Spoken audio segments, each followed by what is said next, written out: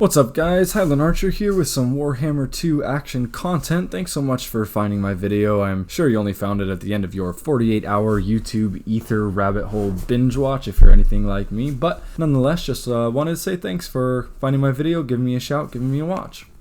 Like I said, my name's Highland Archer, and I'm going to be breaking down some Warhammer 2 content. Now, I know there's a lot of Warhammer 2 content out there right now. I'm sure you're thinking, wow, another one? What's going to be different this time? Well, I have an answer for you. This channel is going to focus primarily on factions or army builds that are off meta or rarely used. You know, pretty often we see the same factions over and over again because they're either stronger and more used or just more popular overall, which is understandable. But if you're like me, you probably enjoy the hidden factions, the underdogs, the rarely seen ones rather than the main core factions you see every day. On top of that, you probably like, off meta builds that you don't see in tournament play because they're risky, but they're cool and they can work if you do it right. And so that's what we're going to focus on here on this channel. So without further ado, let's jump right in.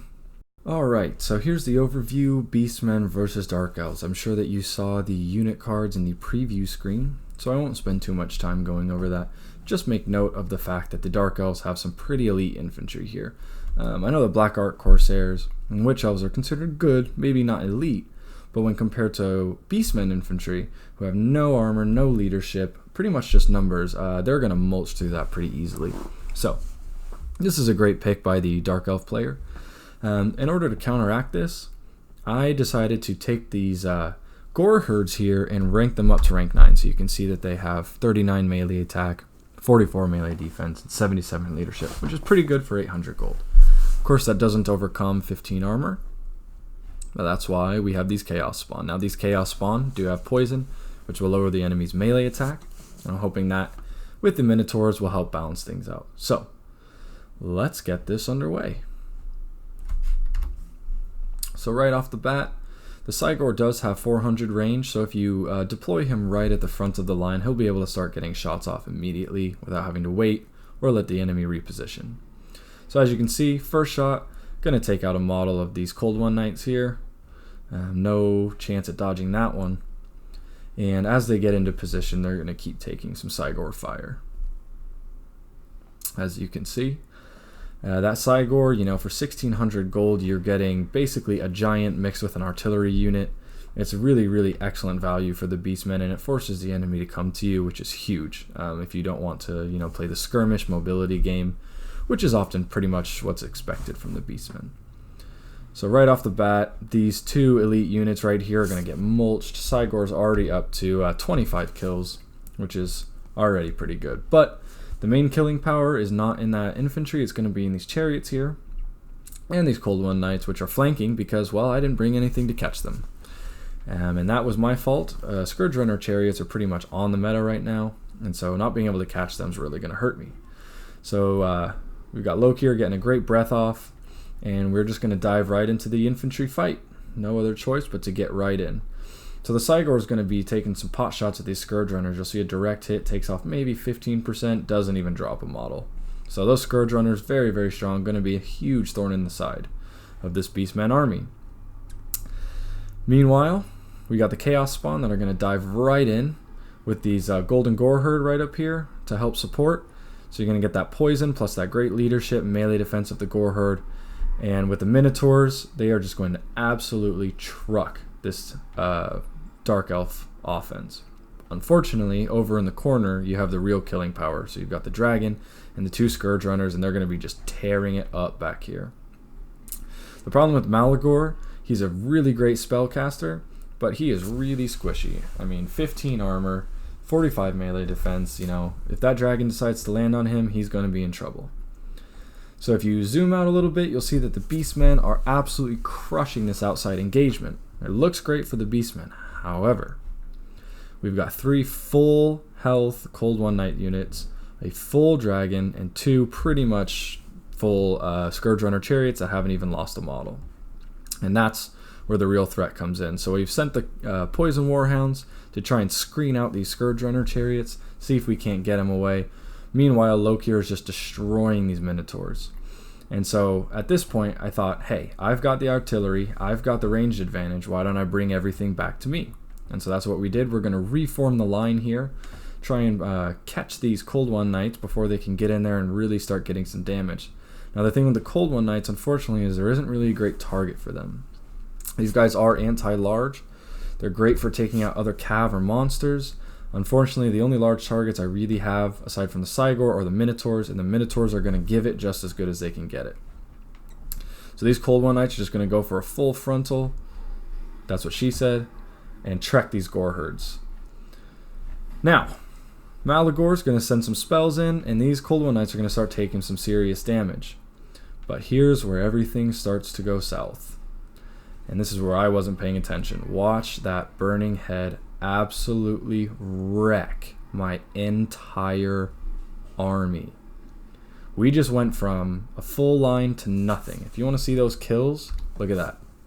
150 kills on that one spell on a wizard that should be dead, and yet here it is. So Beastmen went from crushing it to being crushed. Now, Poison Warhounds were able to shake off a Scourge Runner Chariot, and that's really, really big, but we still do have a half health with full models. Not very helpful. These Cold One Knights took a lot of damage, but they stuck through it. They're here. Now their anti-large is going to town on my Minotaurs and my Cygor. Not good. Now these Chaos Spawn out here, they are unbreakable, and they have been trucking through the archers, spears, and everything. They got 105 kills on there. That's excellent. Unfortunately, they are isolated now, and this dragon's going to come in, and he's just going to have his way with them. And that's just what it is. No way to reinforce because, well, there's no army left. If you look at the Beastmen army, there's pretty much nothing. We got 2 dead Minotaurs here, some archers that are not very good, some dead Ravagers. We've got the General and the Cygor left. And that's all we have to take down pretty much a full dragon, half Scourge Runner, and some Cold One Knights. So they're going to reform, try and get a line back, and that Cygor is just going to start popping off, see if he can't use some of that, some of those rocks that he magically finds in the middle of nowhere. But the Chariot has the same idea, so that Chariot's going to keep zooming around, trying to clean up some chaff, make it so that I can't get a blob back. So those Chariots, while they do have excellent missile damage, they also have pretty good weapon strength and a bonus versus infantry, so they'll be able to clean that up pretty easily. Meanwhile, that Cygor is just going to be taking pot shots whenever he can. He's up to 63 kills now, so that's not too bad. And he's going to be focusing that infantry to make sure it can't come in and just get rid of the rest of that Gore Herd line. So there is no more Chaos Spawn, barely any Minotaurs left, just a couple models. We do have some Warhounds left, and they're going to be able to follow that Chariot. Now they will take the Chariot speed down to 63, and with 95 speed of their own, they're going to be able to follow that Chariot to the ends of the earth. So that's going to be able to screen that Chariot off. And for people looking for a way to get rid of that Scourge Runner, my best advice until they're nerfed is honestly just screen them out. You can spend 500 gold worth to just get rid of those Chariots and come even. Now, we have Lokir just dropping straight down on Malagor. That's what I said earlier, you know. If something does get on Malagor, there's nothing he can do about it. He's squishy, and with that terror knocking off the Gore Herd and the Minotaurs, there's really nothing left to protect him. So I'm going to try and get him away, try and have a fight between the Cygor and the dragon. But the dragon, you know, being much faster, can pick and choose any engagement that he sees fit. And he's going to just eat Malagor for lunch. Look at that. I mean, Malagor went from full to pretty much done in about 2 hits. And so nothing I can do to stop Malagor from being eaten alive. And he will be completely shattered and broken off. So as you can tell in the balance of power, I mean, we are still neck and neck. I mean, it's dead set. And so these archers are going to do their best.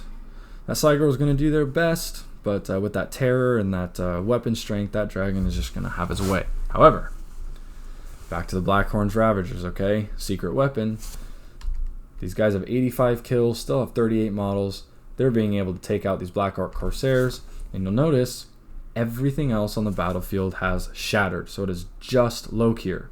His Lokir and his Dragon Breath going down on the Cygor won't do too much because he's a single entity. Versus, I think we got 7 Minotaurs here. The mass of the Cygor and some Poison Hounds. He's going to drop down on this Minotaur which won't actually kill that Minotaur, so good for him.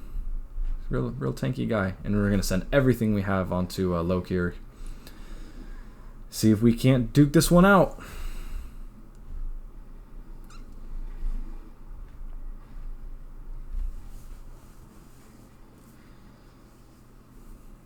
Keep in mind that the dragon does have terror and fear, and these guys are pretty bad on leadership without a leader at all. So he may be able to terror out them. It's pretty close. But the Cygor up here, you can see his leadership doing pretty good. He doesn't mind that much. We will get the hounds in here, and Lokir will not like that and will shatter. And just like that, the Beastmen are able to take down a Dark Elf, Scourge Runner, Witch Elf, Corsair, Dragon army. Pretty much worst case scenario for Beastmen. It can be done. So you'll see the kills here. You know, Goreherd really held the line, but obviously they're not there to get the kills. And that's the Chaos Spawn and Minotaur's job, and they sure did it. And the Cygor is there to just mulch infantry before it comes in. Now, the one thing I will say, Malagor didn't do a great job. Malagor is by far and away, in my opinion, the best Beastman Lord. I know you're thinking, what? Well, that's Morgur. Nope. I think it's Malagor, because he will be giving unlimited vigor to your troops with the Bray Scream and Viletide. The thing about Bray Scream and Viletide, though, is if you overcast them, they become armor-piercing spells. And one overcast Bray Scream can take out about 50% of a Corsair or Witch Elf unit. It's extremely strong, and I did a pretty bad job of making that happen in this game. But in the future, I'll show you what Malagor can really be capable of. So thanks again for joining me on my first video, and we will see you next time.